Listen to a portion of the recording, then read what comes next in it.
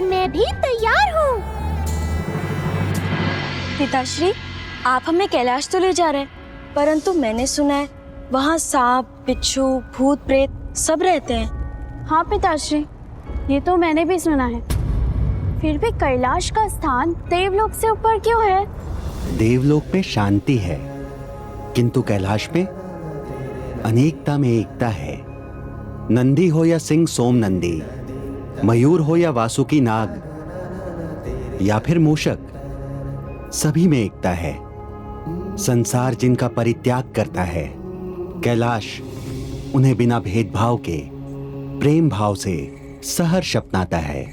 इसीलिए कैलाश का स्थान देवलोक स्वर्ग से भी कहीं ऊपर है। पुत्री, यदि तुम्हारा विवाह यहां हो जाता है तो ये तुम्हारा परम सौभाग्य होगा। किसी और का सौभाग्य मेरे प्रभु का दुर्भाग्य नहीं बनने दे सकता। मैं ये विवाह तो मैं रोक कर ही रहूंगा।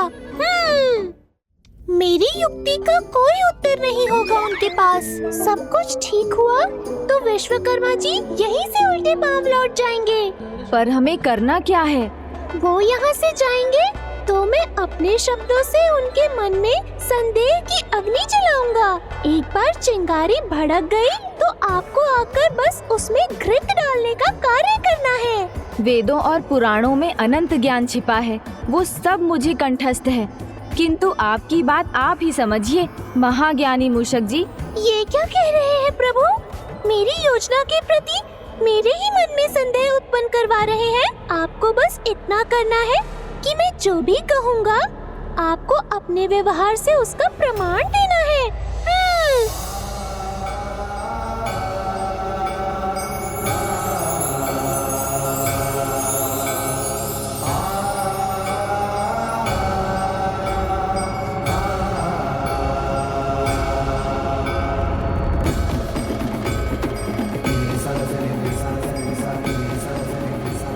कहाँ खो गए प्रभु?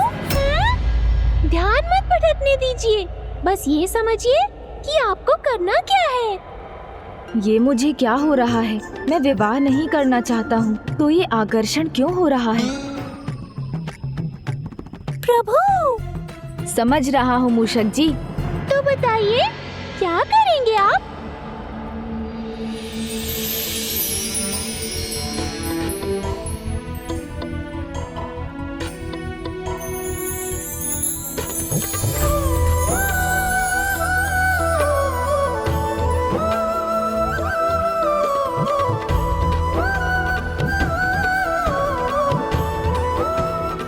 शांत क्यों हो गए? बताइए ना, क्या करेंगे आप? प्रभु, आप ठीक से समझे कि नहीं? आपका ध्यान कहाँ है प्रभु? नहीं नहीं, विवाह के प्रति ये आकर्षण ठीक नहीं। मुझे तो बस मूषक जी की योजना में रुचि रखनी चाहिए।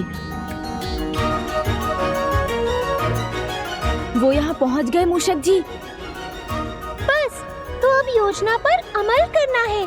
जो मैं कहता जाऊँ वो आप प्रमाणित करते जाइएगा।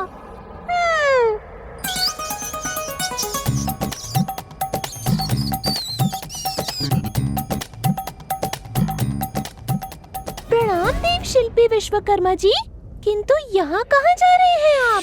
मूषक जी, बड़े ही शुभ विचार से आया हूँ। आपके प्रभु श्री गणेश जी के लिए विवाह का प्रस्ताव लेकर जा रहा हूँ। अपनी पुत्री। विवाह? तब तो गणेश जी को लेकर आपके मन में ढेर सारे प्रश्न भी होंगे, किंतु चिंता मत कीजिए, मैं उनका केवल वाहन और सेवक ही नहीं, मित्र भी हूँ। वो मेरे बिना कहीं भी नहीं जाते हैं। ये बात तो सभी जानते हैं कि गणेश जी तक कोई बात पहुंचानी हो तो बस आपको बता देनी चाहिए। आप ही तो उनके सबसे अधिक निकट हैं। हाँ हाँ, आत्मा का संबंध है हमारा। उन्हें लेकर मैं आपके सभी प्रश्नों के उत्तर दे सकता हूँ।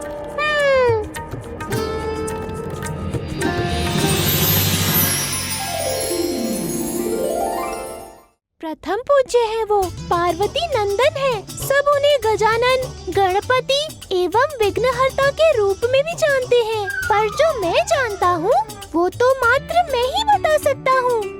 अच्छा, तो पहले मेरे प्रश्न का उत्तर दीजिए मूषक जी। कि आप यहाँ क्यों हैं?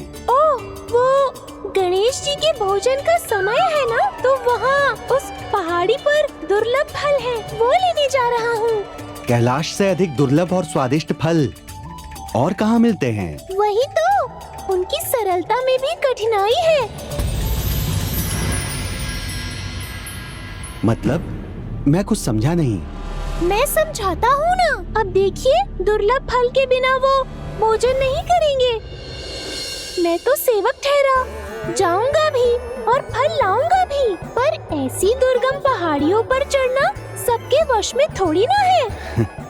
कोई बात नहीं, भोजन उन्हें कितना पसंद है ये बात तो सभी जानते हैं। हाँ, कोई बात नहीं, भोजन पसंद है तभी तो इतना बड़ा पेट है। और फिर जब भूख लगती है तो जो पसंद है वही व्यंजन उनके सामने होना चाहिए, अन्यथा। अच्छा, इतने हठी हैं वो? नहीं नहीं, हठी कहाँ कहा मैंने, वो माता पार्वती के लाडले हैं ना। उनके मुंह पर कोई भी बात आए उसके पहले ही माता उनकी मांग को पूरी कर देती है। अब मान लीजिए उनका बड़ा लड्डू खाने का मन है और कोई छोटा लड्डू सामने रख दे तो क्रोध तो आएगा ही ना। क्रोधी भी है? नहीं नहीं, ऐसा नहीं है, किंतु है तो महादेव के पुत्र ही ना। संसार जानता है महादेव भोले भंडारी हैं, तो उनका क्रोध भी संसार में किसी से नहीं छुपा। महादेव ने तो क्रोध में अपने पुत्र का ही शीश काट दिया था। पुत्र में पिता की छवि होना तो स्वाभाविक है ना। मूषक जी, आप कितनी पुरानी बात कर रहे हैं? मन के पुराने घाव कभी भी हरे हो सकते हैं, और इनके घाव तो मन में ही नहीं, इनके शीश पर भी है। अब किसी के साथ बचपन में ही ऐसी घटना घटी हो तो वो कभी न कभी तो बावलेपन में दिखाई देगी ही ना। बावलापन? वो क्या होता है उनके साथ? नहीं नहीं, बुद्धि विधाता बावले कैसे हो सकते हैं? हाँ, ये बात है, बुद्धि अधिक हो तो अपने सामने किसी को कुछ नहीं समझते, न किसी की कुछ सुनते हैं। मूषक जी मेरी बुराई कर रहे हैं या प्रशंसा, कुछ समझ नहीं आ रहा है। तो क्या वो अहंकारी भी हैं? नहीं नहीं, बिल्कुल भी नहीं। अहंकार तो उन्हें छूकर भी नहीं गया है।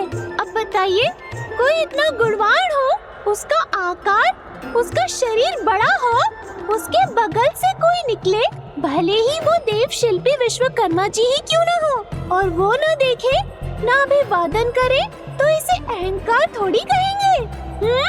अब इसका प्रमाण मैं क्या दूं आपको? प्रमाण तो आचरण से ही मिलेगा, वही तो है प्रमाण। वो तो तभी मिलेगा जब गणेश जी स्वयं यहाँ आए और आप सभी को अनदेखा कर यहाँ से निकल जाएं। जो मैं कहता जाऊँ वो आप प्रमाणित करते जाइएगा। ओह, समझा, ये उनके प्रति मेरे निरादर प्रदर्शित करने का संकेत है। अब मुझे उनके सामने से ऐसे निकलना है जैसे मैंने उन्हें देखा ही नहीं।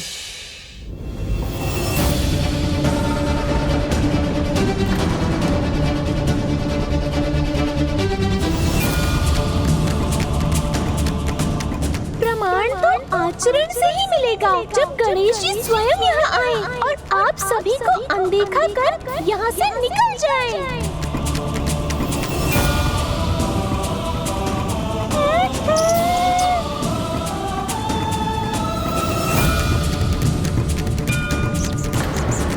ऐसे ही बढ़ते रहिए प्रभु, जाइए जाइए।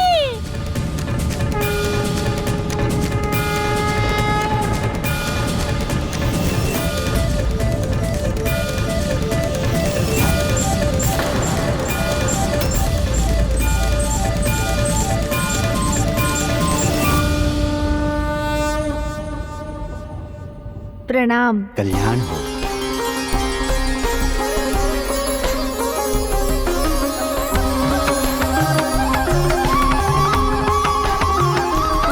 प्रभु, ये छोटी सी बात नहीं रख सके,